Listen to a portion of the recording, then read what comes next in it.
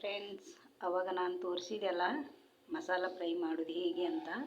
So ನಾನು ಮಾಡಿದ್ದೇನೆ, ನೋಡ್ಬೋದು. ಈ ರೀತಿ ತವಾ ಫ್ರೈ ಮಾಡಬೇಕು.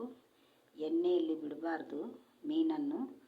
ತವಾ ಫ್ರೈ ಅಂದರೆ ಹಂಚಿಗೆ ಕಾವಿಲಿ ಮೇಲೆ ಸ್ವಲ್ಪ ಎಣ್ಣೆ ಹಾಕಿ ಇದನ್ನು ರೋಸ್ಟಾಗಿ ಕಾಯಿಸಬೇಕು. ತುಂಬ ಪೇಷನ್ಸ್ ಬೇಕು ಮಾತ್ರ ನಿಮಗೆ.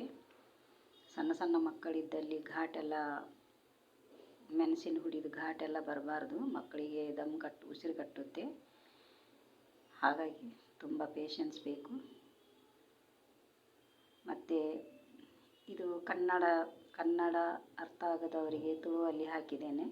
ತುಳು ಅರ್ಥ ಆಗದವರಿಗೆ ಕನ್ನಡದಲ್ಲಿ ಅಪ್ಲೋಡ್ ಮಾಡ್ತಾ ಇದ್ದೇನೆ.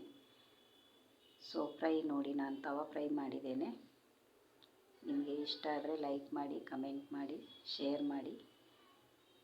ಯೂಟ್ಯೂಬಲ್ಲಿ ಸಬ್ಸ್ಕ್ರೈಬ್ ಆಗಿ. ಯಾರಾದರೂ ಹೊಸದಾಗಿ ನೋಡ್ತಾ ಇದ್ದರೆ ಸಬ್ಸ್ಕ್ರೈಬ್ ಮಾಡಿ, ನನಗೆ ಸಪೋರ್ಟ್ ಮಾಡಿ ಅಂತ ಕೇಳ್ಕೊಳ್ತೇನೆ. Thank you.